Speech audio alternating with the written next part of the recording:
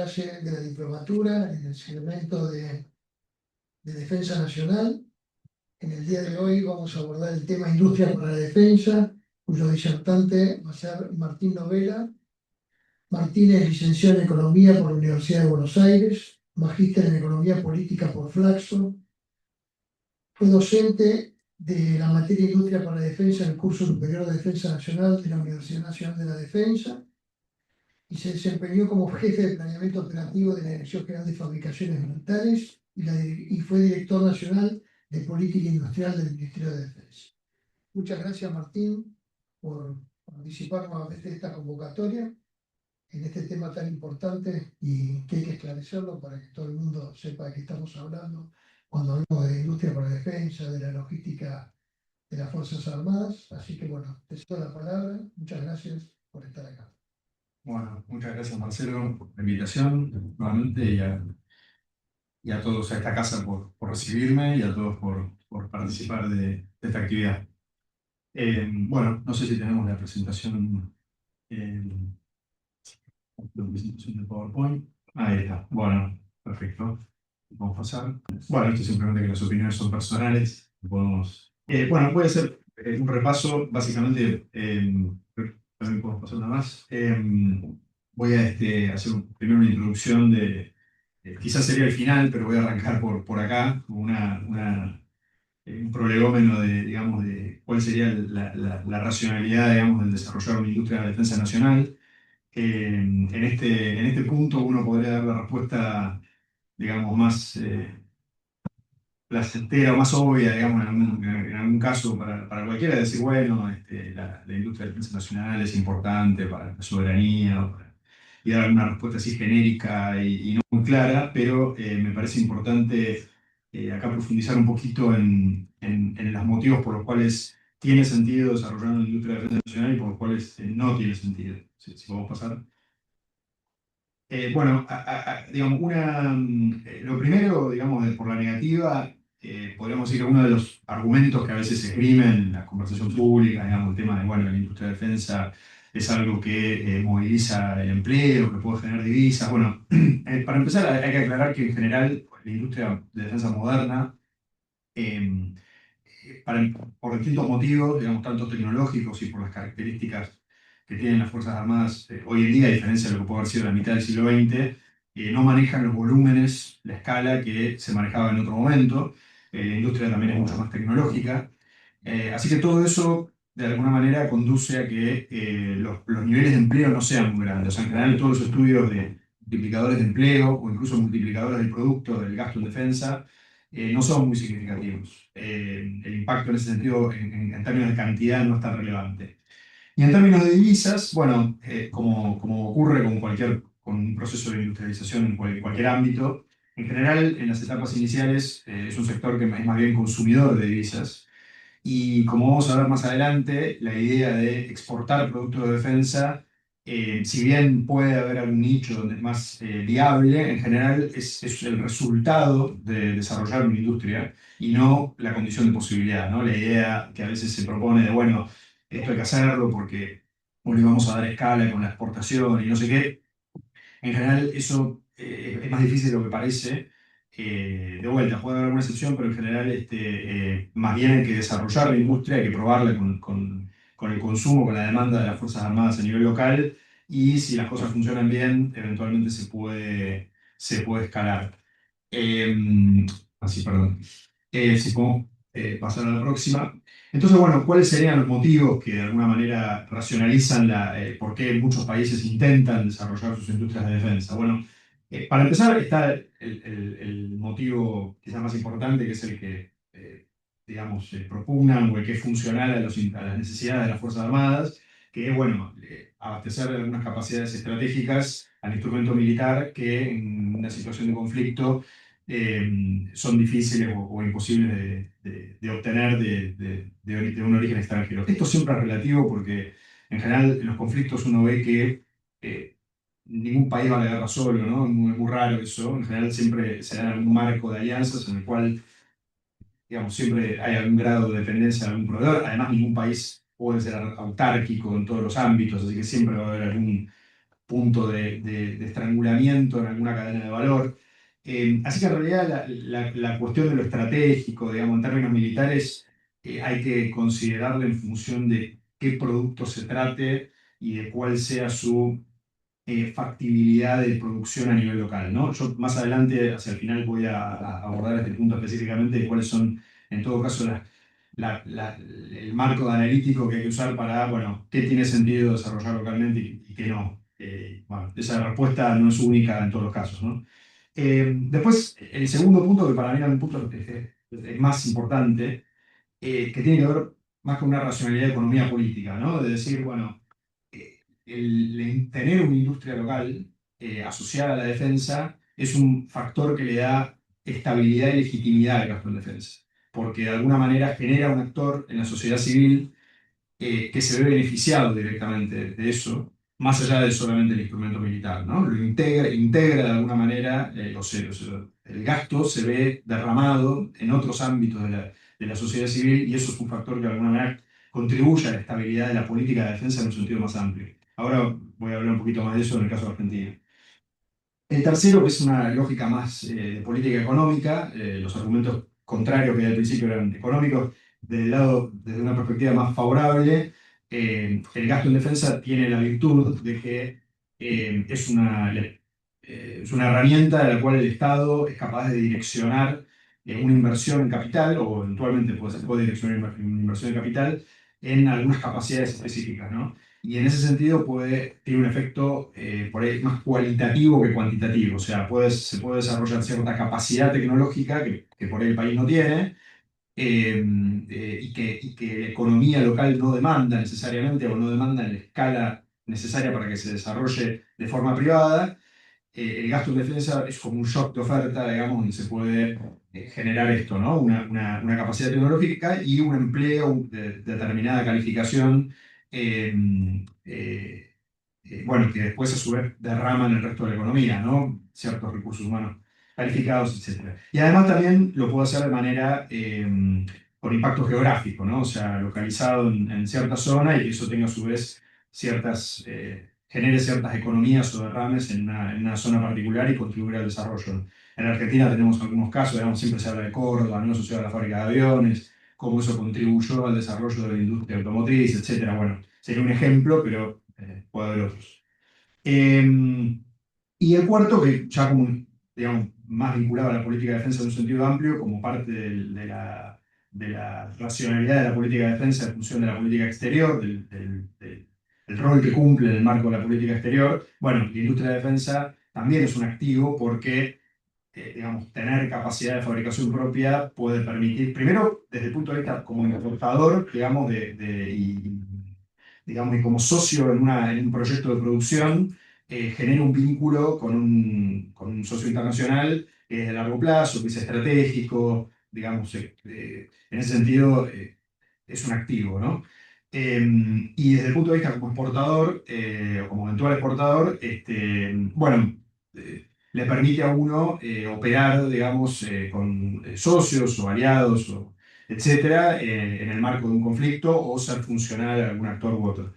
Eh, bueno, hoy en día se ve, digamos, no digo que sea la receta para Argentina, pero quiero decir, es un ejemplo de, no sé, en el caso de Ucrania, todos los países europeos que contribuyen medios, digamos, bueno, eso es de alguna manera, ese aporte a esa causa común le genera también cierto saldo político favorable a los que son capaces de contribuir a algo, ¿no? Pero del lado, desde otra perspectiva, también, no sé, Irán lo hace con sus socios, digamos, todos los países que tienen alguna capacidad industrial lo utilizan.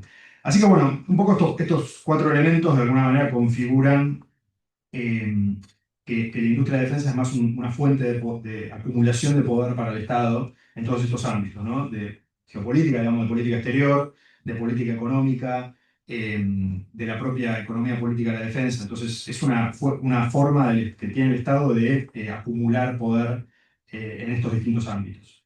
Si podemos pasar, acá, en términos de Argentina, puntualmente, y acá es donde me adelanto de alguna manera las conclusiones y entro con algo que puede ser un poco más polémico, busca ser un poco más polémico, voy a hacer lo que hacen a veces los profesores en las universidades, que es tratar de decir que la materia propia es la más importante, ¿no? Entonces, en este caso, digamos, mi argumento es que la industria de la defensa debería ser lo más importante de la política de defensa.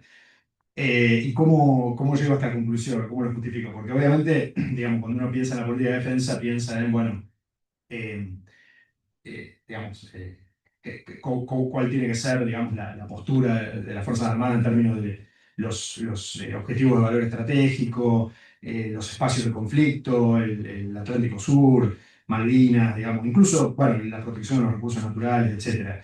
Pero yo lo que digo es, bueno, todo eso está claro, pero primero hay que tener, para poder hacer ese despliegue o ese uso del instrumento militar, hay que desarrollar capacidades militares, ¿no? Que están en la planificación, etcétera. Pero, digamos, si no concretamos los planes, seguimos hablando de algo que no está. Entonces hay que desarrollar capacidades militares.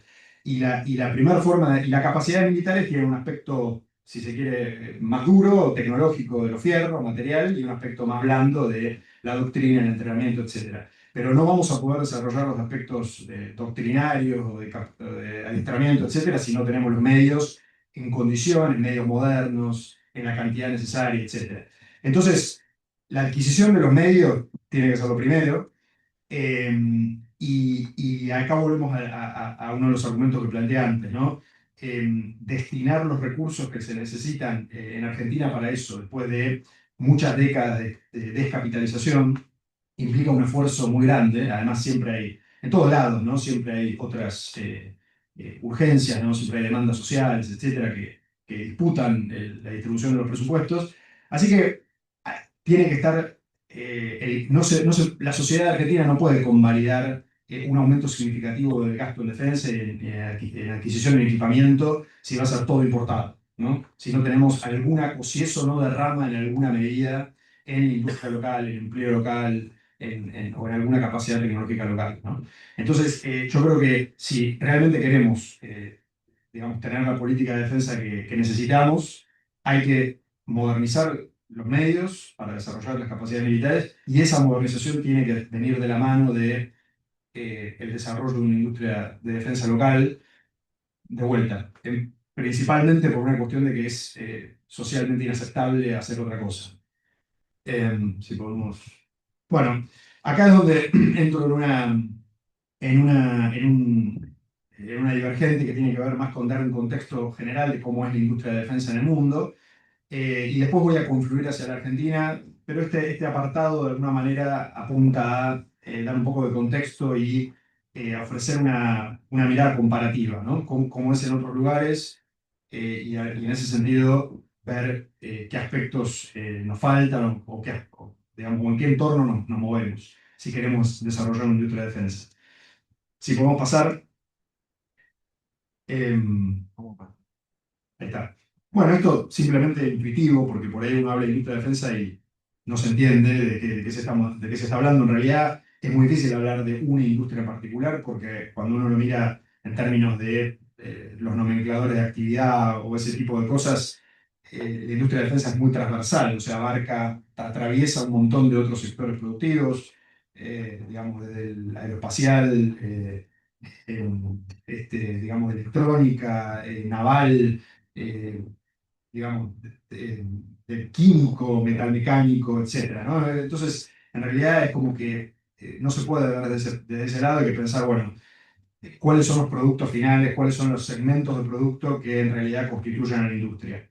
Bueno, esto como un ejemplo visual, ¿no? O sea, uno piensa en un avión de combate y, bueno, todos los subsistemas que componen a ese sistema de sistemas, de alguna manera constituyen un segmento de producto, un mercado específico, donde podemos ir, donde podemos llegar a encontrar proveedores distintos. Por supuesto, puede haber conglomerados industriales que fabrican más de una cosa a la vez, que están, digamos, diversificados horizontalmente, o que producen también componentes que van en sistemas o subsistemas, entonces estarían integrados verticalmente, pero eso es relativo, ¿no? Va a depender de cada caso, de cada país, del grado de desarrollo que tenga esa empresa.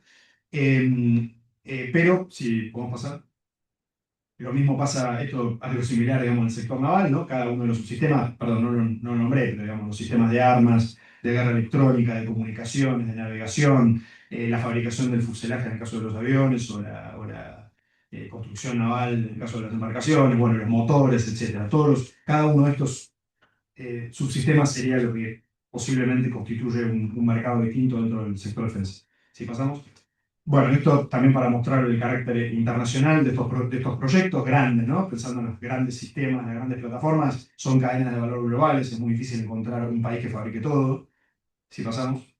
Y entonces a lo que apuntaba era decir, bueno, al final de cuentas, en el caso de las grandes, de las plataformas, de los sistemas de armas, en general se establece como una relación jerárquica ahí donde tenemos actores que están en el final de la cadena, que son las grandes integradoras o fabricadoras de equipo, como se dice en inglés, que son en realidad muchas veces integradoras que tienen ese know-how y que además están especializadas en el sector defensa y tienen todo el conocimiento de la relación con el cliente final, con las Fuerzas Armadas, ¿no? Y son como los actores de peso en el sector. Después, cuanto más vamos hacia abajo acá, o sea, cuanto más vamos a la fabricación de subsistemas o de componentes, nos podemos llegar, hay también empresas muy especializadas en subsistemas de defensa, pero nos podemos llegar a encontrar con empresas que están también digamos, en industria civil, ¿no? O sea, cuanto más aguas arriba la cadena de valor, como se diría, eh, los productos se van haciendo cada vez más duales, ¿no? Hasta ir en los químicos o en los materiales o en los minerales críticos, y ahí, y en muchos otros segmentos intermedios, y ahí hay sectores que son mucho más duales, ¿no? El sector aeronáutico, hay muchos componentes que son en general empresas duales, y en el sector naval también. Sí podemos. Bueno, entonces, después voy a mostrar algún número sobre esto, pero por ahora, básicamente, entonces, ¿cuáles son las características, digamos, estructurales del sector? Bueno, lo resumo en estos tres ejes, ¿no? Para empezar, es un sector donde la demanda es primordialmente de las Fuerzas Armadas locales, o sea, digamos, pensar en un producto de defensa ya cuyo origen es dual es difícil, y donde además también, de vuelta, ¿no? Pensar en la exportación de movida es difícil, en general los productos se desarrollan, o sea, el financiamiento de los desarrollos del producto, o sea, de la investigación y desarrollo, etcétera, de la ingeniería, proviene de las Fuerzas Armadas locales y se hace de alguna manera en función de los requerimientos, de las especificaciones que plantean las Fuerzas Armadas locales, y eso la vuelve el principal socio de la industria, ¿no? Eh, Así que bueno, como decía, las exportaciones pueden ser más bien un resultado. Eh, Esto en los casos donde tenemos una industria local, ¿no? O sea, que se origina localmente. Después, desde el punto de vista de la oferta tiende a estar muy concentrada, ¿no? A nivel nacional, a nivel internacional también, pero a nivel nacional especialmente, porque a menos que uno tenga un presupuesto de defensa muy grande, en general es muy ineficiente desarrollar a más de un proveedor para el mismo sistema. Entonces, o sea, las economías de escala son muy grandes y para los volúmenes relativamente pequeños que vamos a necesitar. Entonces, lo lógico es como concentrar la oferta en un único proveedor. Tener varios proveedores, o sea, ¿por qué? Porque el Estado tiene que, si quiere competencia, la tiene que sostener, la tiene que financiar, o sea, tiene que comprarle a más de uno a la vez para generar esa competencia, lo cual no tiene mucho sentido, y lo lógico es ganar en economía de escala apostando a un ganador, un campeón nacional, se le dice a veces, ¿no? Suelen ser campeones nacionales, y a menos que seamos Estados Unidos o algún otro país así muy grande, no va a haber más de una empresa que haga aviones, por decir algo, ¿no? Por poner un ejemplo así absurdo. Y bueno, y a nivel internacional vamos a ver que las exportaciones también están muy concentradas. O sea, las empresas de escala global que son capaces de ofrecer al mercado mundial no son tantas, especialmente los sistemas de armas más complejos, ¿no? Y bueno, y lo último, que un poco ya lo estuve diciendo, que las cadenas de valor son globales, que hay dualidad, especialmente en los eslabones, digamos, más de componentes y materiales, y que suele haber cierta jerarquía, o sea que muchas veces, por ahí vamos a hablar un poquito de eso más adelante también, digamos, las empresas nacionales se terminan vinculando con empresas globales como socias, y como por ahí fabricantes bajo licencia o fabricantes de algún componente, pero donde de alguna manera, aun si la demanda es local, la cadena de valor es global, ¿no? O sea, aun si no soy exportador y estoy abasteciendo mis propias Fuerzas Armadas, como la tecnología que estoy proveyendo es de origen internacional, por ejemplo, si es una fabricación bajo licencia, yo me estoy insertando de una cadena de valor global y por ende tengo que cumplir con esos estándares, ¿no? Que vienen dados por ese sistema productivo. Bueno, si podemos pasar. Una más, ahí está. Bueno, ahora para poner algunos números a esto lo voy a hacer rápido porque no es tanto el objeto, pero para poner un poco de contexto al tema de la evolución decíamos, bueno, la demanda de la defensa viene dada obviamente por los presupuestos de defensa, así que bueno, esto como una perspectiva histórica, ¿no? De la evolución de los presupuestos de defensa. Acá lo que me interesa marcar es, en el gráfico de la izquierda, lo que se ve es el gasto de los principales 8 países, ¿no? En gasto en defensa en los últimos 70 años, y lo que en términos reales, ¿no? O sea, sacándole la inflación. Bueno, lo que se ve es en general una tendencia al alza. Ahí, entre los puntos que están, entre las líneas que están punteadas verticales, se ve una caída, que eso es la década del 90, que es como un punto de inflexión en la historia de la industria, en la historia moderna de la industria de la defensa, porque es el momento en el cual termina la Guerra Fría. En general, los presupuestos de defensa caen en todo el mundo y hay un gran proceso de concentración en la industria. Se achica mucho la cantidad de empresas que hay dando vueltas, y aparecen estas corporaciones, digamos, de carácter más transnacional, ¿no? Muchas que cotizan en bolsa, etc. Después un poquito voy a entrar en esas cuestiones, pero para tener un panorama general.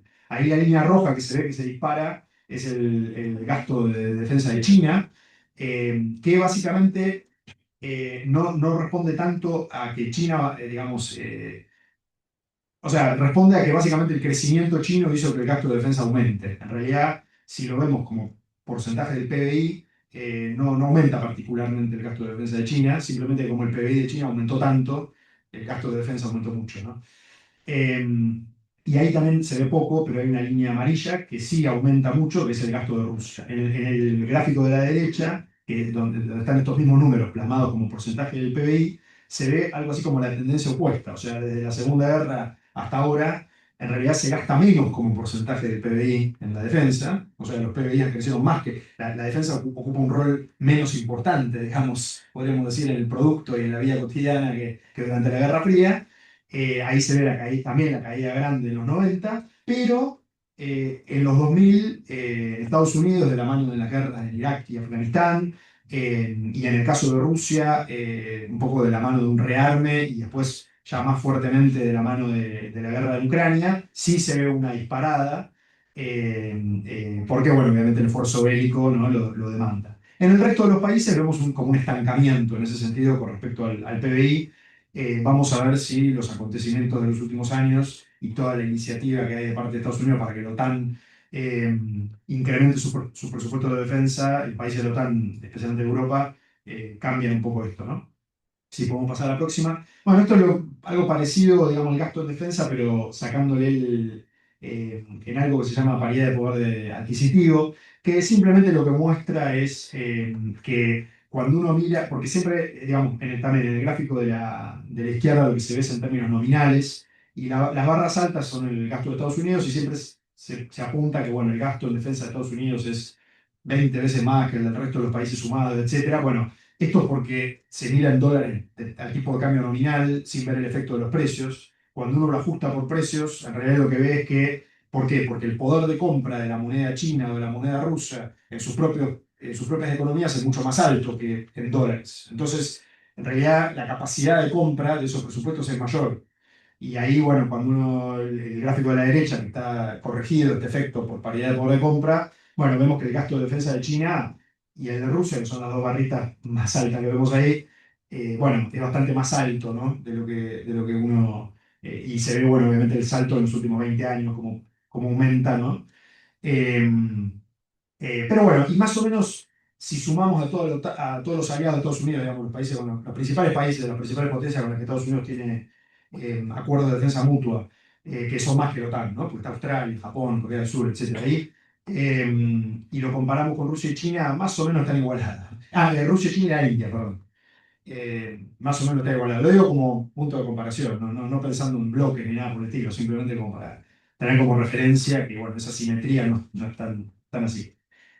Si pasamos, bueno, esto ahí apuntando, bueno, hablábamos del gasto de defensa, y el gasto de defensa tiene un componente importante en la mayoría de los países, que es el gasto en personal.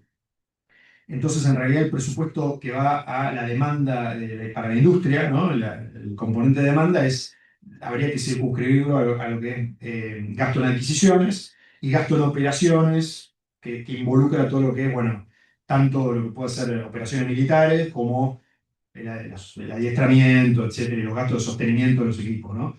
Entonces, cuando uno mira eso, se ve que en general en todos estos países, que son los países que más gastan en defensa, oscila entre un 15 y el 45% lo que se destina solamente a adquisiciones, ¿no? Si sumamos lo que es la parte de operaciones, eso aumenta más, ahí se ve entre más o menos un 20 y un 45%, y todo el resto es gasto en personal, que es lo que decía, es la parte más sensible a las condiciones de vida y los precios de la economía local. O sea, cuánto me cuesta básicamente la mano de obra, un salario de un militar en mi economía. Así que bueno, se ve que igualmente es una parte, en muchos casos significativa, pero no es todo, ¿no? Bueno, si podemos pasar. Bueno, acá un poco, algunas de estas cosas ya las comenté, ¿no? Con el fin de la Guerra Fría, caen fuertemente los presupuestos de defensa, y ahí se produce este proceso de concentración. Ahí lo que se ve en ese gráfico es todas esas empresas, en Estados Unidos particularmente, cómo terminan concentradas en las 6 grandes mega, digamos, contratistas de defensa de Estados Unidos. Y este proceso se da también en muchos otros países. En Europa pasa lo mismo, incluso en Europa empiezan a aparecer empresas europeas, donde hay varios países que tienen algún control accionario de una única empresa transnacional, como es el caso de Airbus o de MBDA, que es la fabricante de misiles más importante de Europa. Eh, y hay otros ejemplos. Pero incluso también en Rusia y en China pasa algo similar. También hay una tendencia importante, muy interesante, a la corporatización de las empresas estatales de defensa, porque en defensa es uno de los pocos ámbitos donde hay una gran predominancia de empresas públicas en todos lados, ¿no? Incluso en Estados Unidos, si bien no hay empresas estatales, hay fábricas estatales que a veces se concesiona digamos, el management, la gestión. Por ejemplo, algunas fabricantes de municiones e incluso de blindados son de propiedad estatal, pero concesionada. Pero después hay muchos otros países que directamente tienen empresas estatales o tienen empresas con alguna participación estatal. Y ahí lo que se vio también, de los 90 en adelante, fue un proceso gradual de darle a lo que eran empresas públicas, e incluso en algunos casos ni siquiera eran empresas públicas, sino que eran fábricas del Estado, fábricas que estaban en la órbita de las Fuerzas Armadas, se le empieza a dar la forma de una empresa, ¿no? Se le da la forma de una sociedad del Estado, en algunos casos se la pone a cotizar en bolsa, se va reduciendo la participación estatal y se deja algún control mayor, digamos, alguna participación controlante, pero digamos con la posibilidad de flotar en bolsa, etcétera. O sea, se le va dando se busca que estas empresas traten o estas organizaciones, estas organizaciones industriales, se comporten más como una empresa y menos como simplemente una fábrica militar, ¿no? En el viejo sentido. En Argentina, si bien se da de una manera brutal digamos, y muy mal hecho, en el sentido de que directamente se cerraron muchas fábricas y se perdieron muchísimas capacidades, también en los casos donde no se cerraron y sobrevivieron, de alguna manera fue algo así, ¿no? O sea, eran fábricas militares, eh, y se convirtieron en sociedades estatales o anónimas con participación estatal mayoritaria. Lo que tenemos hoy, de alguna manera, es una continuación de eso. Pero bueno, en el resto del mundo esto se dio de una manera más organizada, ¿no? Y buscando sostener las capacidades. De vuelta, ¿cuál sería el objetivo de esto? Bueno, que estas industrias se comporten como empresas en términos de garantizar cierto resultado no necesariamente superavitario, pero por lo menos de sustentabilidad, que tengan un punto de referencia de competitividad, ¿no? Que no se fabrique de cualquier manera o a cualquier costo, sino que haya una referencia competitiva, y buscar la forma empresaria le da también la flexibilidad a esa organización de hacer asociaciones con empresas de afuera, de exportar, o sea, le da otras flexibilidades que como un organismo estatal, digamos, no tiene, ¿no? O sea, es mucho más rígido y más difícil funcionar eficientemente así. Sí, perdón, creo que. Bueno, también el tema de la globalización, que algo ya lo mencioné, o sea, durante los 90 también se desarrollan mucho más las empresas de los países grandes frente al achicamiento de su demanda local. Se globalizan, ¿no? Entonces empiezan a comprar empresas en otros países. Hay como uno ve como una especie de jerarquía ahí, ¿no? Empresas americanas comprando empresas en Europa, empresas europeas comprando empresas en países periféricos, en fin, hay como una especie de cadena ahí de globalización, o si no era compra, de asociatividad, ¿no? O sea, de vinculación. En Argentina la Lockheed viene en esa época, de alguna manera, digo, había predisposición en ese sentido en ese momento. Si podemos pasar. Bueno, ahora desde el punto de vista más de la oferta, eh, bueno, acá en realidad, digamos, simplemente esto es como un listado de las empresas en el cuadro de la derecha, de las empresas que más facturan a nivel mundial. Si bien es relativo porque son los datos disponibles y falta mucha información, son datos muy opacos en general, especial en el caso de empresas estatales de muchos países que no publican estos datos. Pero bueno, con la información que hay disponible, lo que se ve es dos cosas, digamos, una conclusión ahí que uno puede sacar, que es que, digamos que el grado de facturación no tiene una relación directa con el grado de dualidad de la empresa. O sea, hay empresas que son muy grandes, que son duales o no, digamos, hay un poco de todo, pero la dualidad se ve más en dos aspectos. En algunos sectores, en particular en el sector aeronáutico, donde ahí hay como muchas empresas de carácter dual, como Boeing, o las que fabrican motores o componentes aeronáuticos, que en general abastecen tanto al sector civil como al militar. Y después, en un recorte más nacional, se ve mucha dualidad en los países, en particular en China, donde las grandes como holdings de la industria de defensa china, que tiene como también 5 o 6 grandes holdings especializados por, digamos, sistemas navales, aéreos, misilísticos, electrónicos, espaciales, etc. También es como que están pensadas de una forma también muy dual, ¿no? También le proveen algunos bienes a la industria civil. Bueno, podemos pasar esto. Bueno, esto más desde el punto de vista del comercio. Acá el punto central en el gráfico de arriba están las importaciones, los países, las importaciones de defensa abiertas por países, y en el gráfico de abajo los países exportadores. Acá simplemente también como mirada de grosso modo lo que se ve es que dos cosas, ¿no? Primero, la caída grande que se ve ahí es la de los 80 y 90, ¿no? Que como después de la Guerra Fría, digamos, cae el comercio internacional de armamentos y nunca, o sea, si bien hay una recuperación en los 2000, nunca vuelve a los niveles anteriores. Un poco va de la mano de estas tendencias que decíamos, ¿no? Del gasto, etc. Y lo otro importante que se ve así a simple vista es que en el gráfico de arriba de las importaciones se ve que hay muchos importadores, o sea que las importaciones están mucho más atomizadas. Eh, Hay como 20 países que representan el 70% de las importaciones. Y ahí igualmente se ve como en los últimos años algo más de concentración, o sea que los países que más importan cada vez representan más del total, ¿no?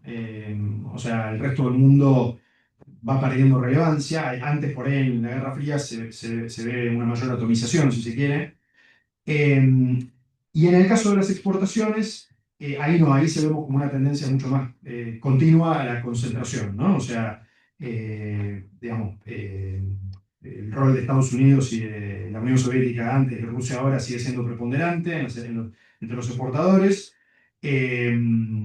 Pero aparecen sí, en los últimos, digamos, 10 años algunos actores nuevos, hay algo de sustitución ahí, como China, como Turquía, como Corea del Sur, como Israel, como Suecia, que dejan de ser solamente exportadores de defensa por ahí en un ámbito más periférico y cada vez empiezan a robarle más mercado a las empresas tradicionales occidentales grandes, ¿no? Por ahí digo el caso de Corea del Sur, que está penetrando mucho Occidente, bueno, Suecia y Israel ya venían desde hace tiempo, bueno, eso se ve por ahí como actores nuevos. Pero aún así uno ve una concentración muy grande, ¿no? O sea, solamente Rusia y Estados Unidos, ahí se ve que son como más del 60% de las exportaciones. Y por ahí lo más importante acá también para destacar es que por ahí sí, sí, a partir de la guerra de Ucrania hay como un cambio, hay como un quiebre, en particular en el caso de Rusia, porque queda muy aislada, ¿no? Y tanto porque necesita material para su propio esfuerzo bélico como por las sanciones, etcétera, pero pierde un rol grande en estos últimos 2 años en el... continúa exportando en base a algunos contratos que ya tenía vigentes, pero está costando, digamos, sostener eso. Bueno, después el gráfico de torta que está ahí a la derecha abajo, que básicamente abre por tipo de sistema.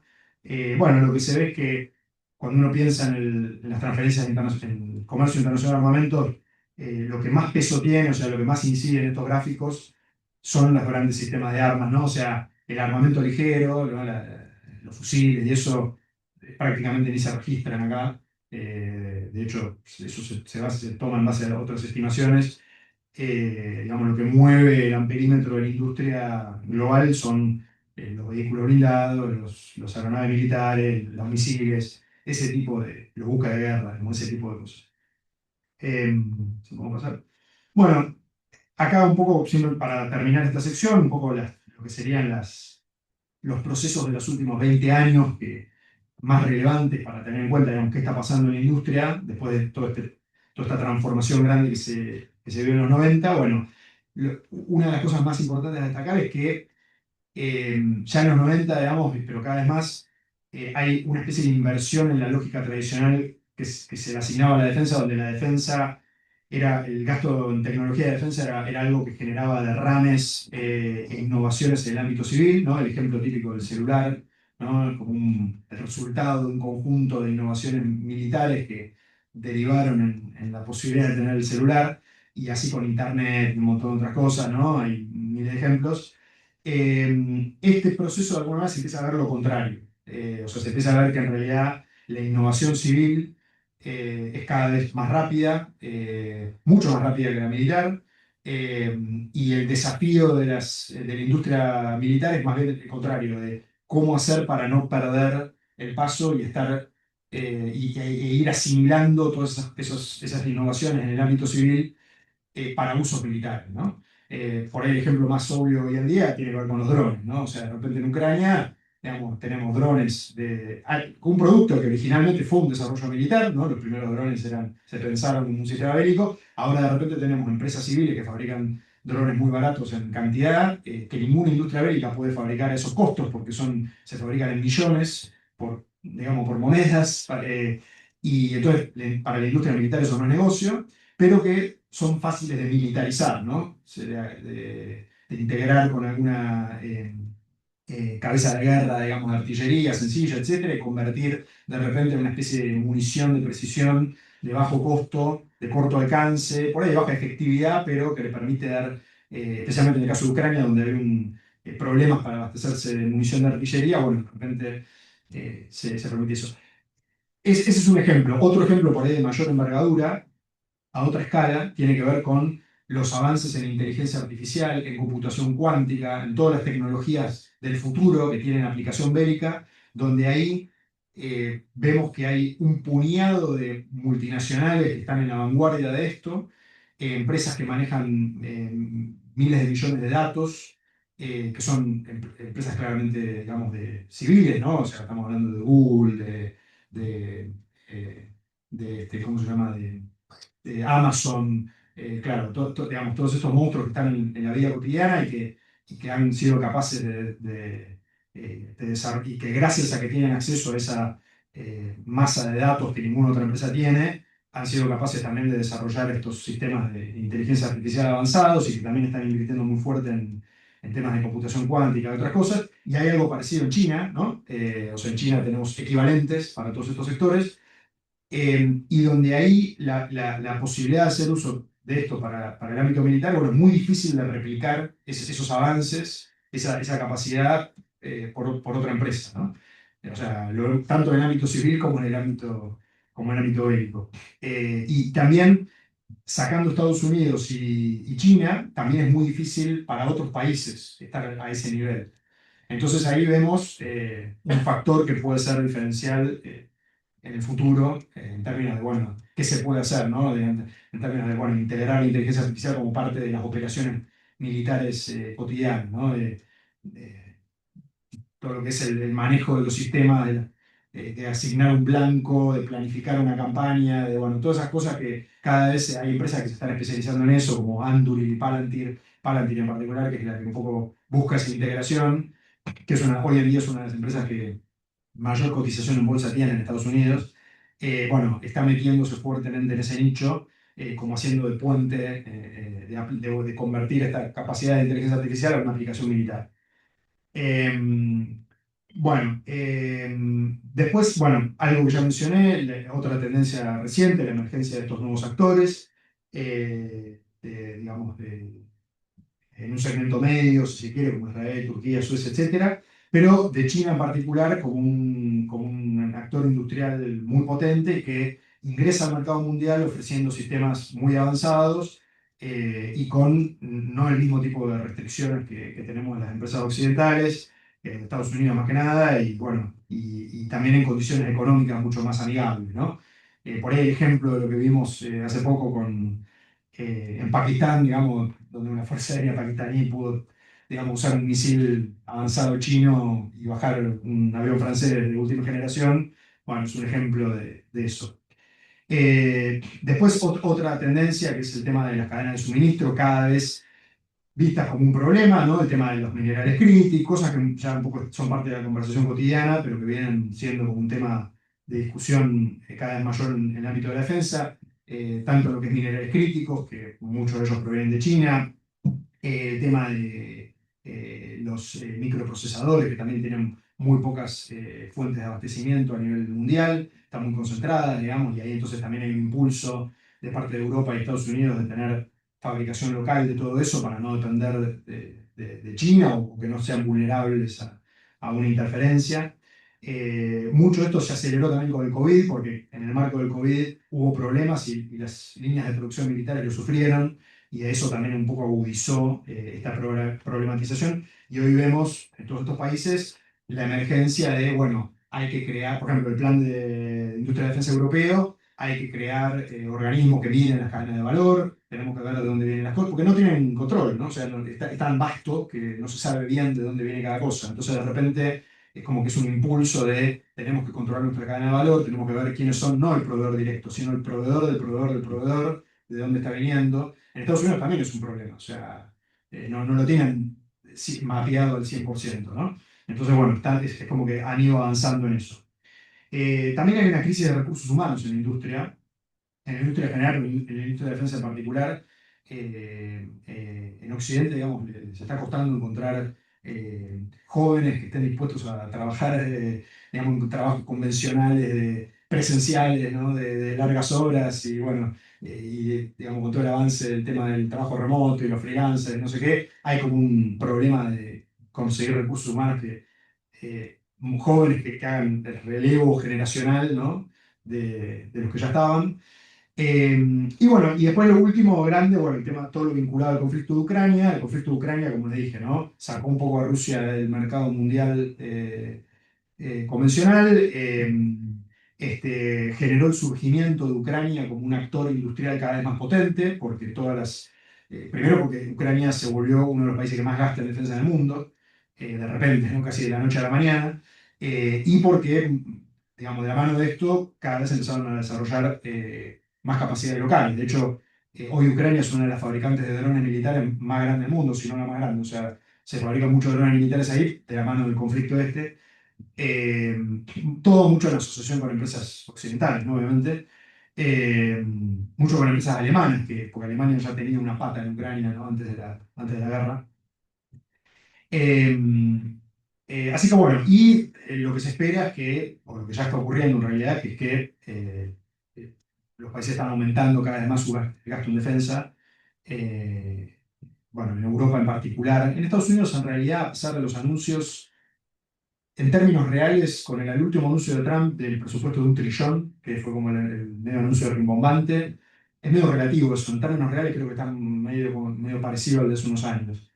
Pero bueno, tienen el impulso, muchos actores políticos plantean la necesidad de aumentarlo, y en Europa sí, ¿no? En Europa ya hay como un mandato más fuerte, especialmente de la Unión Europea, de promover esos incrementos, y además también de europeizar, o sea, de aumentar los presupuestos de la Unión Europea para proyectos europeos. Eso también es como una novedad, también una tendencia creciente a que la Unión Europea cada vez más tenga recursos propios para asignar de manera como independiente a proyectos europeos. Así que bueno, esto como panorama general, seguro que estoy, bueno, bastante excedido. Voy a tratar de meterle rápido a esto para hablar de Argentina, que supongo que le interesa a varios. Bueno, por ahí podemos pasar. Bueno, esto como un cuentito de la evolución de la industria de defensa en Argentina. Lo voy a hacer corto, pero básicamente tenemos como una fecha de nacimiento alrededor del año 27, que es cuando se sanciona una ley de producción militar, de la mano de la cual se empiezan a comprar equipamiento y se instalan las primeras fábricas militares, fábricas en términos modernos, ¿no? Más allá de las capacidades que puede haber antes.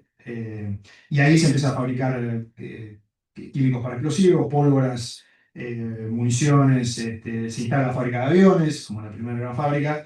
Después en el 41 hay otro mojón con la creación de fabricaciones militares, ahí tenemos la historia de Sabio, en el marco de la Segunda Guerra, las crisis de suministro también, la necesidad de la mano de la industrialización, de que iban a hacer falta insumos críticos para la industrialización, entonces había que desarrollar la fabricación de acero, como hoy si fueran los microchips, ¿no? Hay que tener acero porque si no, no podemos desarrollarnos. Entonces, bueno, se inicia el plan, digamos, que termina en Sovisa, ya varios años después de que muere Sabio. Eh, bueno, también un impulso muy grande ahí en los 50 también en el peronismo, a la industria naval, mucho de la mano de la demanda de la marina mercante, pero bueno, derrama también un poco en la industria naval. Y hacia los 70 tenemos algunos proyectos interesantes, digamos, todo mucho con asociación, siempre, ¿no? La fábrica de aviones siempre proyectos de fabricación bajo licencia, aviones italianos. En los 70 muchos acuerdos con Alemania, con Bélgica para el OFAL, Alemania todo lo que es, bueno, la familia TAM, el Pampa, el avión Pampa, que también es tecnología alemana, los submarinos, las fragatas, todo eso es en esa época. Y llegamos a tener, hacia comienzos de los 80, una de las industrias de defensa bastante razón, digamos, si bien con problemas, ahora voy a hablar de eso, pero es, digamos, de cierta importancia en el mundo del desarrollo, ¿no? Digamos, con un abanico muy amplio de desarrollos, con capacidad de fabricación local de munición de artillería, de armamento ligero, digamos, todo eso, con cadenas de valor muy integradas, ¿no? Digamos, desde la mina, porque las fabricaciones militares también fue un actor muy importante en la industria minera durante décadas. Entonces, digamos, teníamos desde la mina hasta el cañón y la munición, todo más o menos integrado en un sistema, ¿no? Productivo. Bueno, en los 90, como todos sabemos, de la mano de las privatizaciones, y eso se pierde prácticamente todo, quedan la fábrica de aviones se concesiona a la Lockheed, de la mano de la modernización de los A4, fabricaciones militares queda sujeta a privatización y queda, digamos, en una especie de stand-by después de las explosiones en Río Tercero. Recién vuelve a la órbita de defensa en el 2013 y recién pasa a ser sociedad del Estado en 2019. Y esto es interesante, porque fabricación militar, a pesar de que fue uno de los grupos económicos más grandes de la Argentina en los 70, siempre fue una dirección general, no era una empresa. Era una dirección general que controlaba empresas, ¿no? Controlaba fábricas militares, en el viejo modelo, y controlaba empresas como Somisa, como los polos petroquímicos, también fue un actor muy importante en el desarrollo de la petroquímica, ahí había una competencia con YPF, ¿no? pero en realidad no tenía la lógica de empresa. Recién, digamos, a pesar de controlar estos monstruos. Después, bueno, recién con lo que queda, pasa a ser una sociedad del Estado en los últimos años. También se recupera Tandanor, que fue una de las primeras, digamos, organizaciones industriales militares, digamos, más que nada de la mano de mantenimiento naval más que de fabricación. Río Santiago, que fue el astillero de fabricación naval más importante, nunca volvió a la órbita nacional, quedó como un organismo descentralizado de la provincia de Buenos Aires, tampoco es una sociedad de Estado, es un organismo descentralizado, que bueno, fue como la forma que tuvo para sobrevivir después después de las privatizaciones, ¿no? Y acá un poco, si podemos pasar, después voy a hablar un poco más de las capacidades actuales, ¿no? Digamos, esto era como un panorama general. Yo digo siempre como hay un saldo ambiguo para mí este periodo, porque por un lado hubo, digamos, como cierto derrame industrial de la mano de todo esto significativo, de la mano del desarrollo de la industria siderúrgica y petroquímica, que son resultados bastante directos de estos proyectos militares, del aluminio también, ¿no? Porque Aluar es un proyecto de promoción industrial de la Fuerza Aérea, originalmente. La industria minera también un poco nace al calor de los proyectos de fabricación militares. La industria automotriz, en buena medida, en Córdoba se da de la mano de lo que había generado el IAME en los 50. Pero a nivel militar, o sea, en el ámbito civil, digamos, vemos un éxito. De hecho, muchas de esas fábricas todavía continúan, los polos petroquímicos siguen existiendo, Techint existe, ¿no? Techint, digamos, heredando lo que dejó Somisa, etc. Eh, pero a nivel de los proyectos militares el saldo es un poco más regular, o sea, tenemos pocos casos de proyectos de una fabricación en serie significativa, ¿no? Sacando los FAL, sacando la familia TAM, yo creo que fue, digamos, en términos generales, un éxito, porque hubo gran fabricación, digamos, en buena escala. El Pucará también creo que fue otro éxito, se llegó a exportar. Pero después en otros ámbitos fue mucho más difícil, ¿no? Lograr una continuidad. Si bien en los 80 estaba madurando, bueno, el corte fue abrupto y quedó ahí. Si podemos pasar, bueno, esto es más o menos el ecosistema hoy. Tenemos las empresas que dependen del Ministerio de Defensa, FADEA, Tandanor, o sea, la fábrica de aviones, Tandanor, que es astillero de mantenimiento y fabricación militares. Y después hay un componente estatal que no depende del Ministerio de Defensa. Ahí el actor más importante es INVAP, como quizás el caso atípico, digamos, el contraejemplo de toda esta tendencia de una empresa que emerge, digamos, en un contexto adverso y empieza a ser un proveedor militar interesante, porque en el ámbito de alta tecnología, en particular en todo lo que tiene que ver con radares. A partir del 2004, el decreto que crea el sistema, digamos, el proyecto para radarizar el país. Bueno, ahí AIMPAP, que ya era una empresa que había estado, tiene un origen en el sector nuclear y que se ingresa en el sector espacial, en la mano de la fabricación de satélites.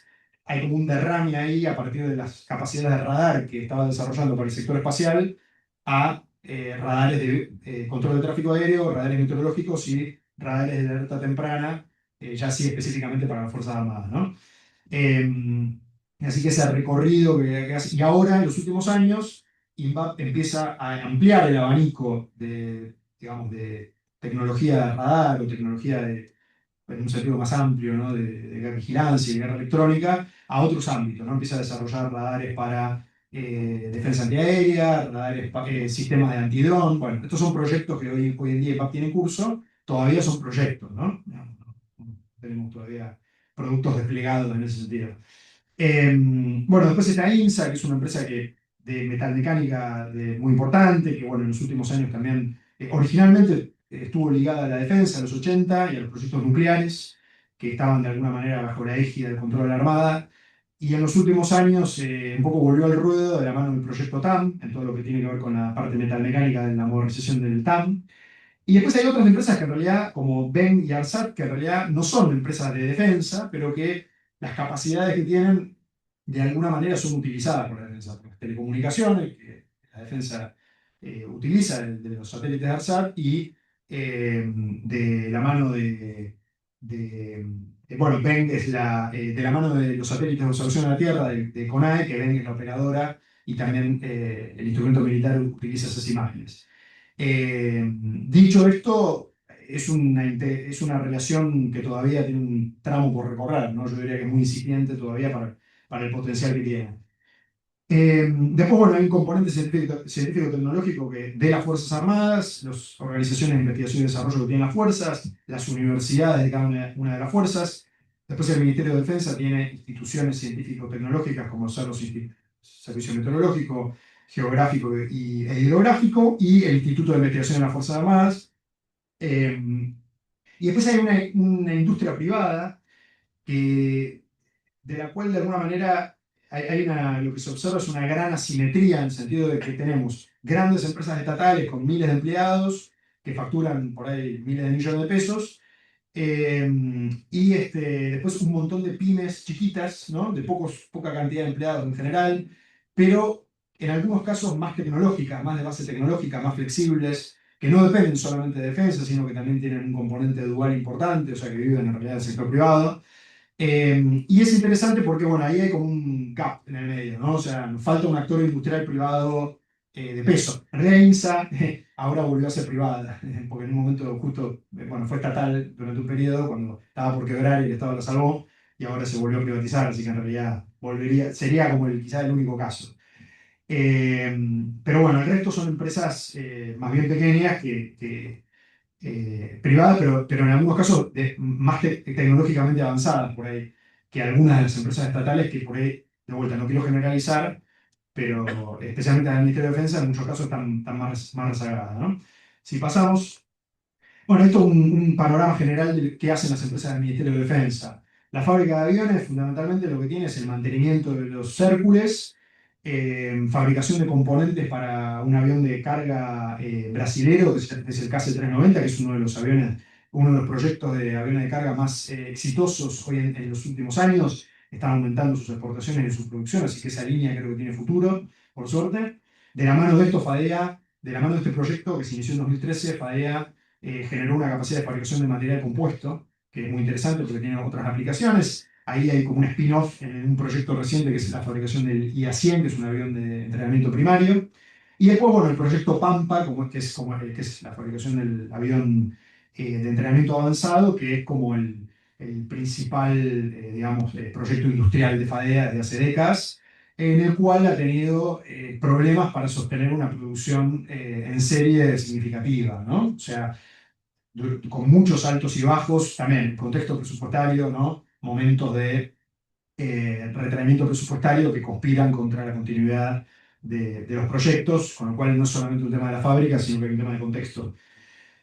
Bueno, en el caso de fabricaciones militares, lo que tenemos es fabricación de chalecos, de municiones de bajos calibres, 9 milímetros, 7,62, algunos explosivos de uso minero, fabricación de química básica industrial, que es parte de la cadena de valor de la pólvora y los explosivos, ácido sulfúrico, nítrico, nitrocelulosa, y hay algunas capacidades de metalmecánica para reparación de vagones.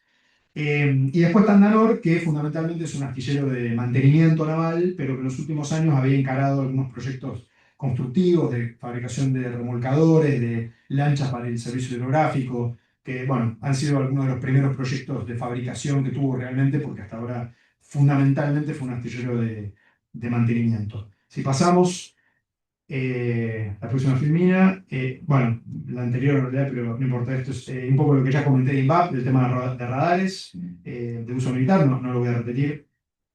Bueno, esto de vuelta, algunos de los proyectos con varias de estas pymes que mencioné, tenemos desde plataformas giroestabilizadas que sostienen cámaras, digamos, electro-ópticas, todo lo que es modernización de aviónica, tenemos algunas empresas que tienen capacidad de modernización siempre digamos, con tecnología extranjera, pero digamos, haciendo la integración de la aviónica y modernización de eso. Algunas empresas que han desarrollado sistemas autónomos no tripulados, digamos, de empleo terrestre, empresas, mucho desarrollo también en simulación, de la mano también de que hay en Argentina un sector privado de desarrollo para videojuegos, bueno, también hay universidades ligadas a eso y fabricación de ahí que se desarrollaron algunos proyectos para simulación. Y después, bueno, todos los proveedores del ámbito aeronáutico, que también muchos proveen a INVAP para los satélites, también proveen a FADEA para proyectos como el Pampa. Y bueno, hay un abanico muy grande que no voy a entrar. bueno, cascos balísticos, etc. Esto ya lo mencioné, un poco el balance, las características del sector. Pasemos. Y acá lo que me interesa hablar es un poco del tema presupuestario, no quiero dejar de mencionarlo. Bueno, acá lo que vemos es una evolución de largo plazo del presupuesto de defensa en Argentina como porcentaje, como participación del PBI. Lo que vemos es, bueno, hay un pico muy grande en la época, alrededor de la Segunda Guerra, estas son estimaciones propias, en base a datos históricos, y después ahí vemos otro pico grande en los finales de los 70, comienzos de los 80, con Malvinas, obviamente, y ese gobierno, un impulso muy grande a estos proyectos militares que les mencionaba, con mayor integración nacional, y después hay una caída sistemática hasta los 2000, donde de alguna manera se estabiliza con momentos de alza, momentos de baja, pero está por ahí alrededor del 0,7, 0,8 del PBI.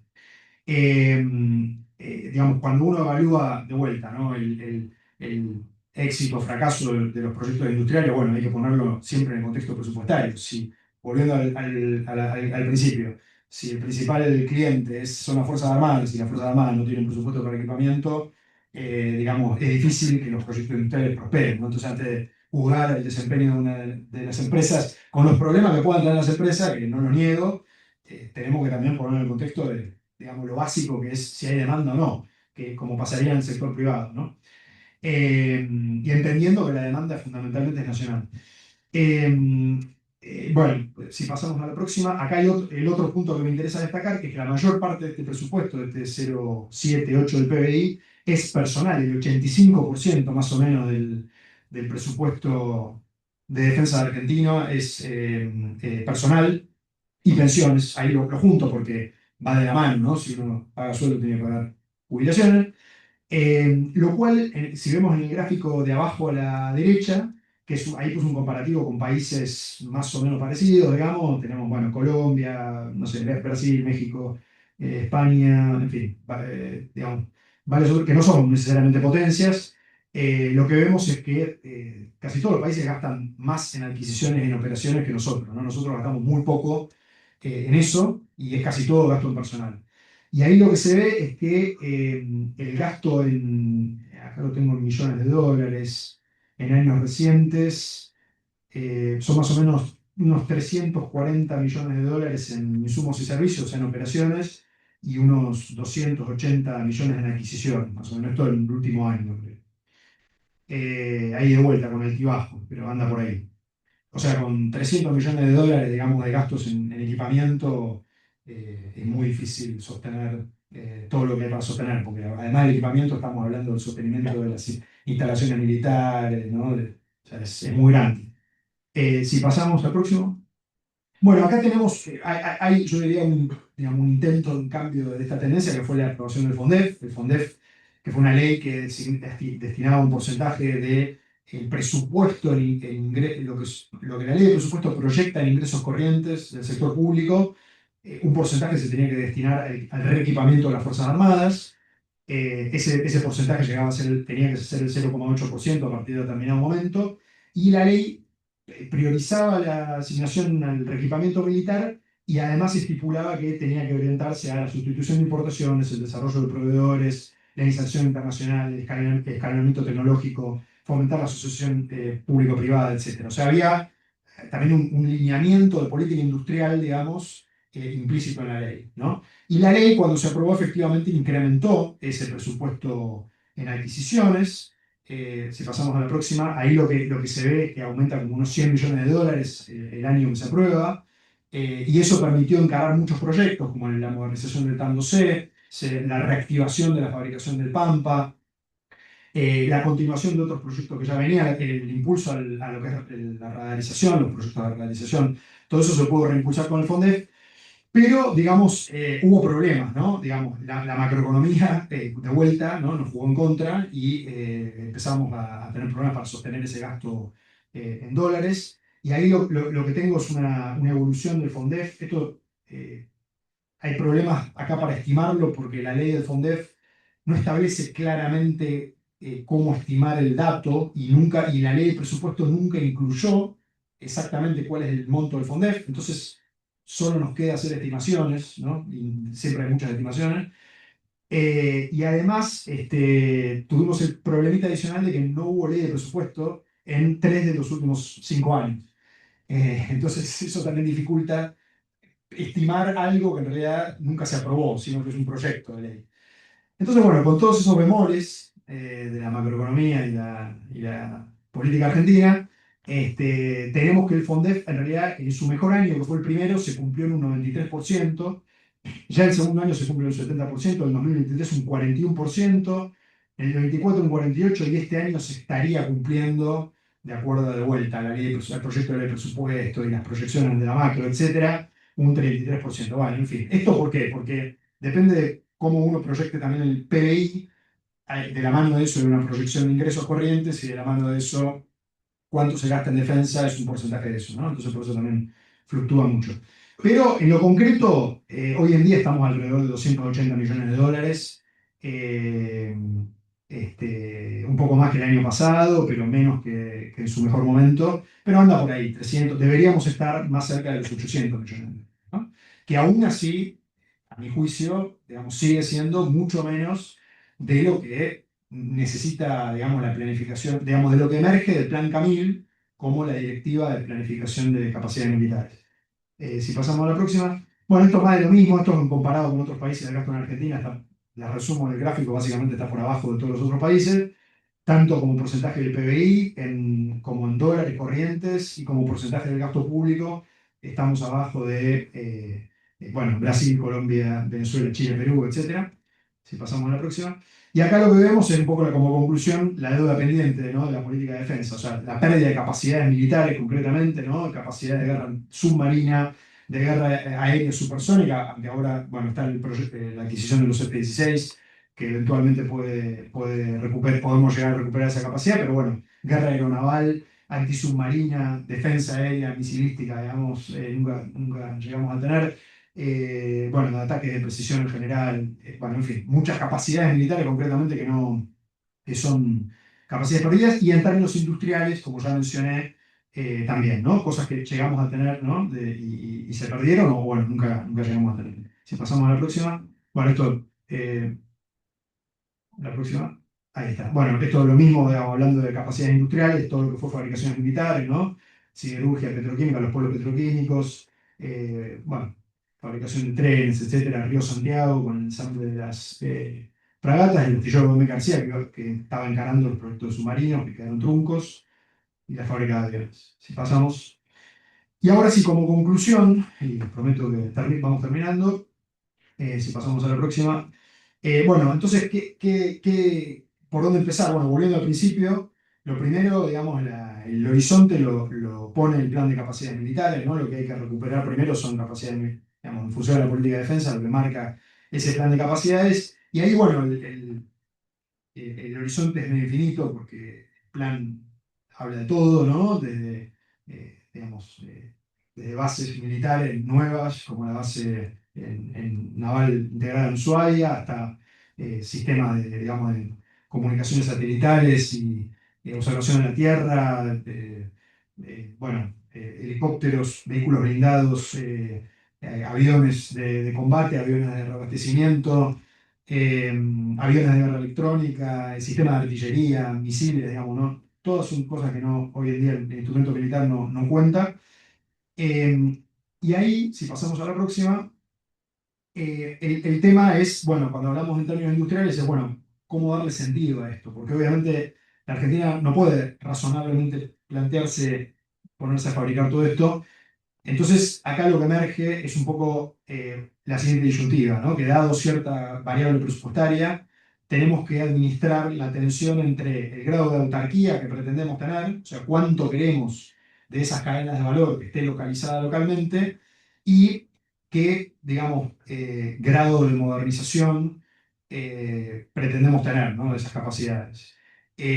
Dado cierto costo y dado cierto horizonte temporal, porque muchas veces se plantean proyectos industriales, digamos, con tecnología local, que en realidad para madurar pueden llegar a durar décadas. Entonces, ahí hay que tener, digamos, yo creo el sentido de decir, bueno, lo prioritario es incorporar la capacidad militar que hoy no está, y en todo caso, el grado de integración local tiene que ser tiene que plasmarse a partir de eso gradualmente en una, digamos, en una localización creciente en el tiempo, en función de las capacidades de base que tengamos, pero no hacer el camino, digamos que uno diría el camino típico del pasar del I más D local a a la producción, etcétera, porque ese camino de vuelta es un camino que cuando se lleva adelante de una manera puramente local, en la mayoría de las cosas lleva décadas. En general, lo que hacen los países, si pasamos a la próxima, no, anterior, lo que hacen los países es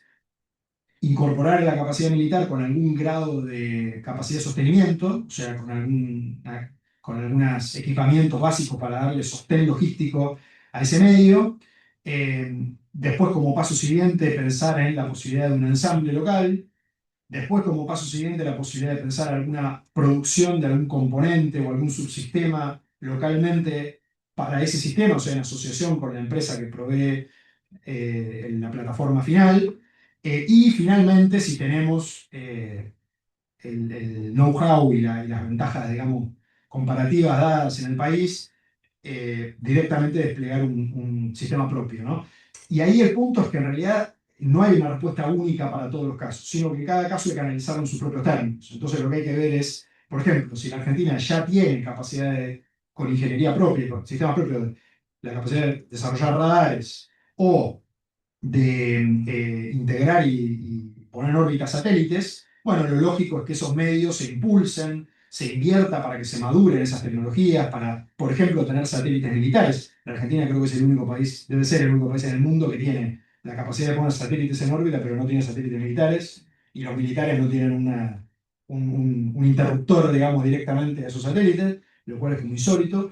Después, de vuelta con el tema de radares, también podemos pensar también en adquirir medios y pretender la integración de esos radares locales, aunque sean en plataformas de origen externo, en fin.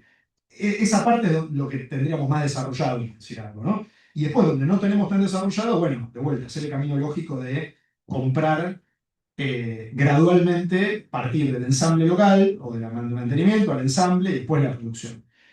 ¿Por qué? Porque uno arranca de esa manera, uno empieza fabricando, no empieza con el prototipo y el ensayo y ver si nos da la escala y probar, no sé, el misil, que tiramos un misil, ¿no? Porque nos quedó un poco de perclorato de amonio ahí y después por los próximos 10 años Dios sabe cómo vamos a tirar otro misil. Entonces, esas cosas, o sea, nadie hace eso. O sea, en general, China, todos los países del mundo lo que han hecho es comprar sustitución de importaciones de la mano de empresas, que muchas de las cuales están dispuestas a hacerlo. O sea, obviamente, no todas las empresas ofrecen cualquier tecnología, obviamente hay restricciones desde ya, pero para las cosas básicas se hace este camino, ¿no?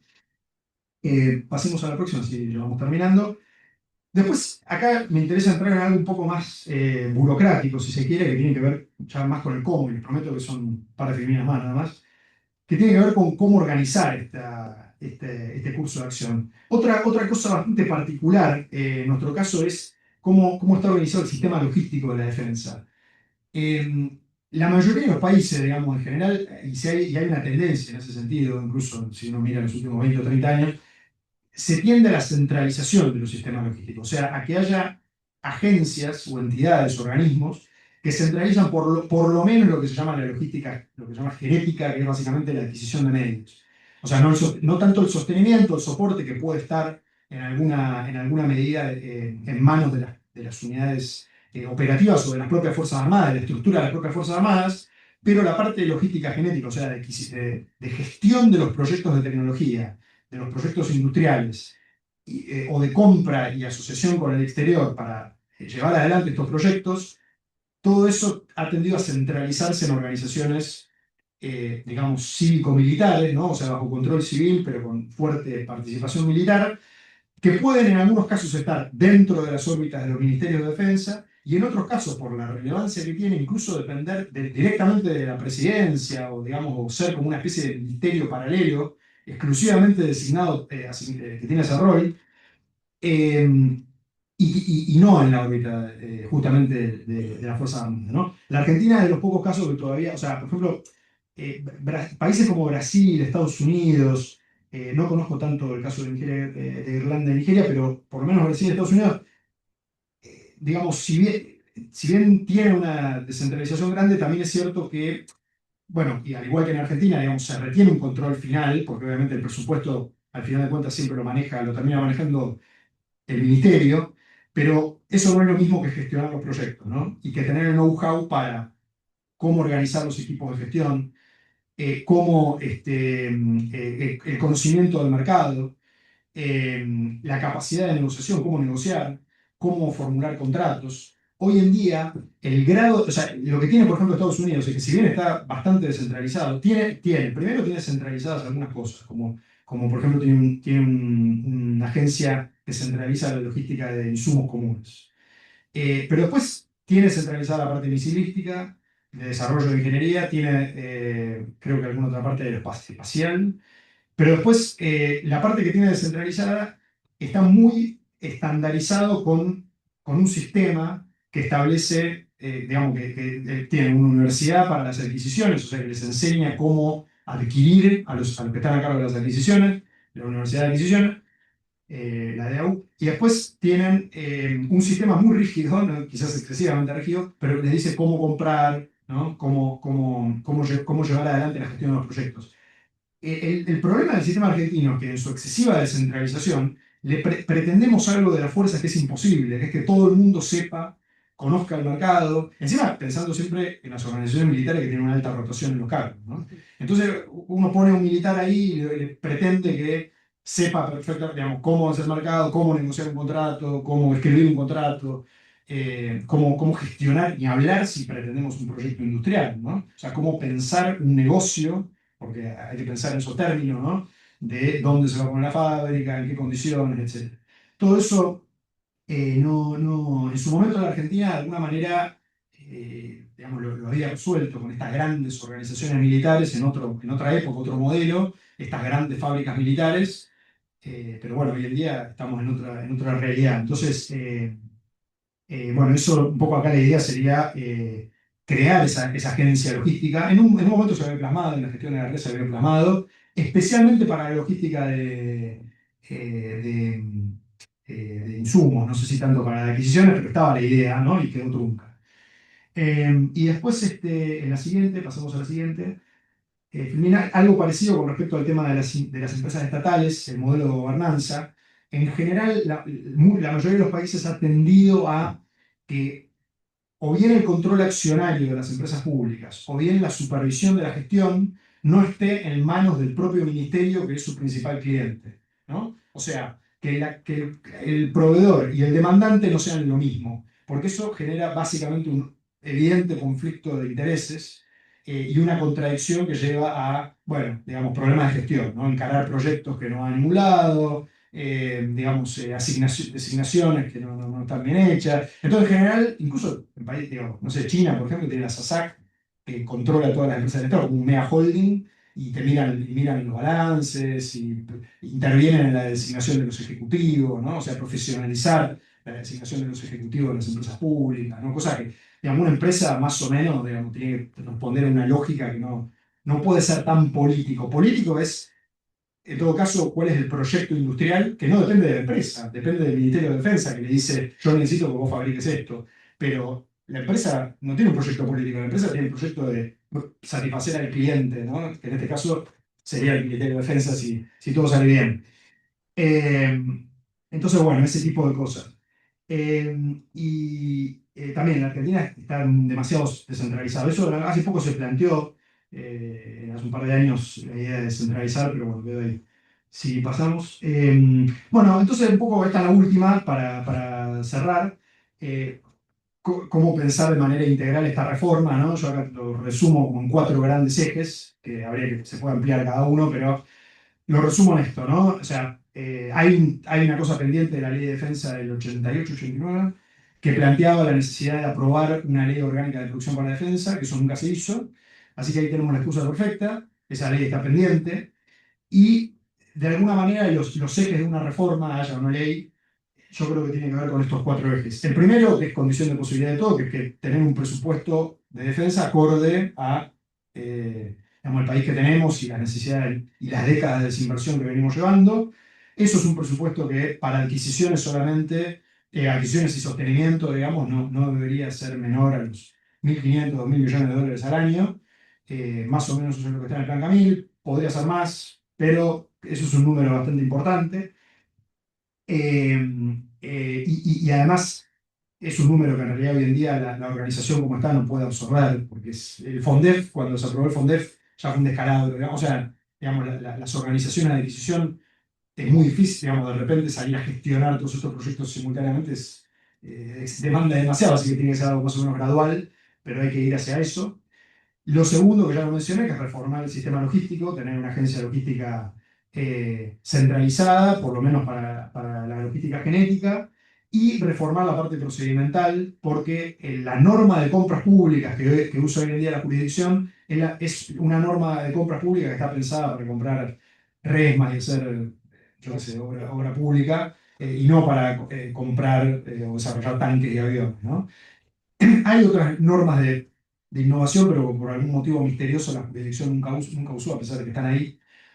Tampoco hay mucha vinculación con la SUBT, aunque en algún momento la subo, bueno, en fin. Hay cosas que no se entiende bien, pero bueno, todo esto es parte de la falta de un organismo que, aunque sea, piense en lo normativo y en lo procedimental de la logística, ¿no? También hay un sistema de gestión de inversión de la defensa que lo único que dice es que el ministerio tiene que aprobar los proyectos, pero digamos, no nos dice nada sobre, por ejemplo, evaluar las instancias de la evolución natural de un proyecto antes de pasar a la próxima.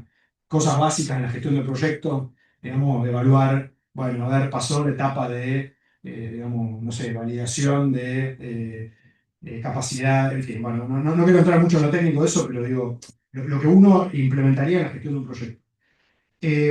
Lo tercero que tiene que ver con ya algo más estratégico, digamos, que justamente esto de la localización gradual, ¿no? De la mano de proyectos cooperativos con el exterior, o sea, pensar en proyectos lo que se llama hoy en día offset, que básicamente es que si compro un sistema de armas, pretender exigir que haya algún grado de integración local. Eso tiene un precio, o sea, digamos, hace que sea más caro en general, pero y por eso hay que pensar muy bien en dónde tiene sentido, en dónde no. Bueno, dados los volúmenes que se compran, dado el presupuesto que va disponible, hay que plantear eh, un grado de integración local lógico, ¿no? Y el último, que tiene que ver con esto de las empresas que les decía, las empresas públicas que también, ¿no? Yo creo que hay que sacarlas de la órbita del Ministerio de Defensa. Y una solución posible ahí es la idea de poder crear un holding, que un holding es como una solución intermedia en el sentido de que eh, el holding es como que le pone una especie de capa de control y supervisión a cada una de las unidades productivas y eventualmente puede contribuir a, primero, aprovechar las economías de escala que puede haber ahí entre las distintas empresas en términos administrativos, de manejo de las finanzas, etcétera, porque de repente hay empresas que tienen exceso de liquidez y otras que le falta liquidez, cosas así. Y después también como una especie de órgano de control de la gestión de las propias empresas, ¿no? Que hoy en día no existe, digamos, no hay un control de gestión de las empresas. Así que bueno, eso un poco como cuatro, hay por supuesto otras cosas que se pueden pensar, pero yo creo que eso es lo más importante. Y bueno, ya con esto termino, bueno, les agradezco la paciencia. Bueno, muchas gracias, Martín. Yo quisiera hacer dos preguntas, no sé si los alumnos tienen otras, pero una sería cómo ves la posibilidad de integración en el tema de defensa, de industria para la defensa en el marco regional, países vecinos. Y la otra, cómo ves el tema de la formación específicamente para la industria de la defensa. No solamente el aporte de las universidades, sino también incluso de los propios institutos militares, como la Facultad de Ingeniería de Campo. Sí, son los dos temas súper importantes, ¿no? O sea, creo que el tema de la integración regional, que obviamente es un tema de importancia en este curso, eh, digamos, un poco vuelvo a lo anterior. Digamos, hay un problema ahí que tiene que ver con todo lo militar, que es obviamente que los países tienden a privilegiar sus propios sectores, o sea, hay cierta reticencia en general, y los proyectos cooperativos a nivel internacional, digamos, no están exentos de dificultades, ¿no? O sea, siempre se habla de la ventaja de, bueno, aumentaría la escala, porque habría más demanda y podría haber cierta distribución de tareas entre, bueno, vos podés fabricar esto, vos sos mejor, yo fabrico esto otro. Después en la práctica siempre es mucho más difícil. Los proyectos cooperativos, uno lo ve en Europa y eso, digamos, siempre después hay más tironeos, ¿no? De que cada uno quiere fabricar los segmentos más importantes o que más trabajo generan o más valor generan. Tenemos un caso de éxito interesante que es el del caso 390, ¿no? O sea, tuvo sus dificultades, siempre FADEA, digamos, a veces tiene problemas para... Pero digamos, viene avanzando bien y por suerte, digamos, ahí lo que faltó, yo creo, es, bueno, está el problema de que supuestamente, aparentemente por el veto británico, no se puede comprar el avión terminado porque tiene componentes ingleses, el caso 390.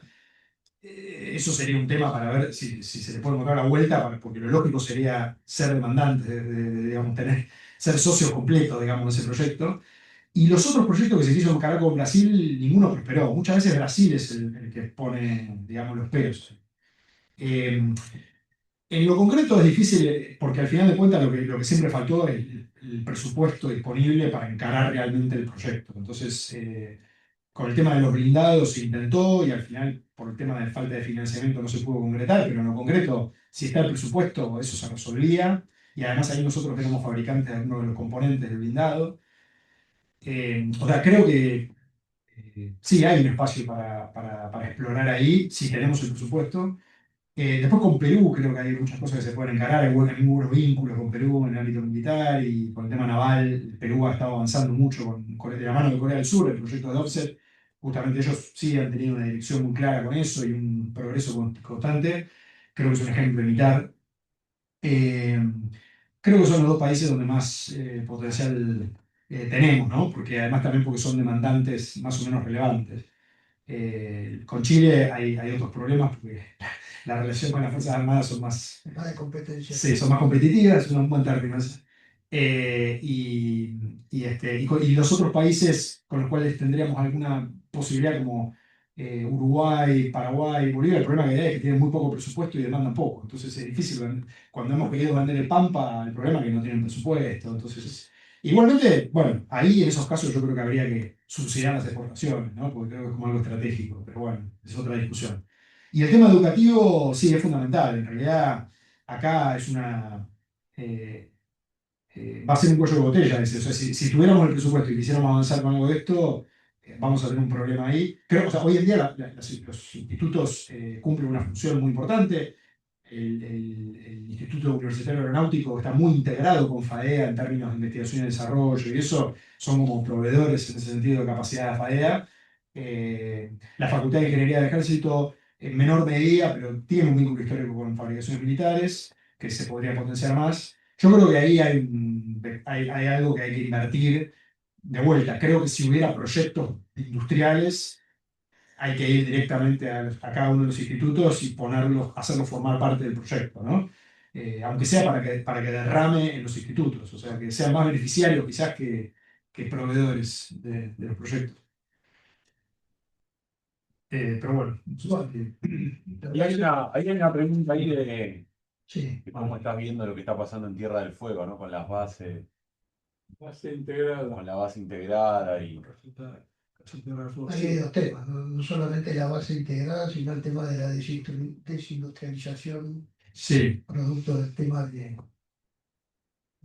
la apertura de las importaciones de tecnología, ¿no? sí, yo ahí, digamos, ahí me pongo un poco el bonete de economista y me pasa que el régimen, digamos, las buenas prácticas comparadas en materia de política industrial racionalizan los aranceles y los subsidios a la industria naciente en una lógica de maduración gradual y donde uno va removiendo ese tipo de beneficios. El problema que tuvo el régimen en el ámbito es que es electrónica de consumo final, donde hay escalas globales, donde es muy difícil alcanzar esos volúmenes de producción digamos, para abastecer un país como la Argentina. Entonces, es muy difícil, es más bien donde la industria naciente es perpetua, o sea, no se ve un horizonte para... Entonces ahí es donde surgen las objeciones al régimen, que en ese sentido creo que están bastante bien fundadas y de vuelta hay experiencia comparada en ese sentido. Eh, yo creo que el tema es, bueno, está bien, si abrimos las importaciones es un contrafáctico porque esa recaudación, en realidad lo que hay es un subsidio a través de exenciones impositivas, ¿no? Entonces un contrafáctil, pues hay menos producción, entonces no habría recaudación, pero también tendrías recaudación por los aranceles a las importaciones, y ahí habría una masa de recursos fiscales que se podrían abocar a la defensa de una manera cuantiosa, ¿no? Las estimaciones fiscales del régimen dan que son 1.000 millones de dólares al año. Bueno, no digo que sacando el régimen vamos a tener 1.000 millones de dólares para la defensa, pero se podrían tener eventualmente, no digo, y tampoco digo que salga de ahí, lo que quiero decir es simplemente que en términos del Estado, creo que habría un efecto industrial mucho más significativo y estratégico en términos de defensa, poder abocar recursos de eso en proyectos industriales militares que, de vuelta, para mantener el régimen así como está. Y después la provincia tiene un potencial productivo, digamos, en otras actividades que se podría explotar más. Y de vuelta, creo que ahí ya hay una cuestión más, si se quiere, digamos, yo no sé cuán importante es la densidad poblacional para proyectar poder en el Atlántico Sur desde Tierra del Fuego. Creo que por ahí tener una base militar con unidades navales, con capacidad misilística y todo eso, por ahí es un poco más efectivo en términos de la proyección y la soberanía territorial en Tierra del Fuego, digamos, que tener X cantidad de población civil, ¿no? Digamos. Entonces, yo cuando miro el panorama completo, desde la política económica y la política de defensa, digo, bueno, preferiría asignar los recursos hagamos radares, no sé. Pero bueno, es una discusión, Que ¿no? con todos sus habitantes también tenemos que hacer algo. No. Después estamos de acuerdo que esa es otra cosa, que es la cuestión de la reconversión y obviamente contemplar la dimensión, digamos, social, económica, eso. Por supuesto, yo lo estoy mirando puramente desde la parte de la política económica, así fría o productiva, pero después no, hay que pensar obviamente cómo se administra eso a nivel provincial, ¿no? O nacional. Pero más. Bueno, muchas gracias. Invito a los alumnos para el próximo martes. Vamos a desarrollar un segmento de defensa y relaciones internacionales a cargo del licenciado y magíster Ezequiel Mañán. Muchas gracias.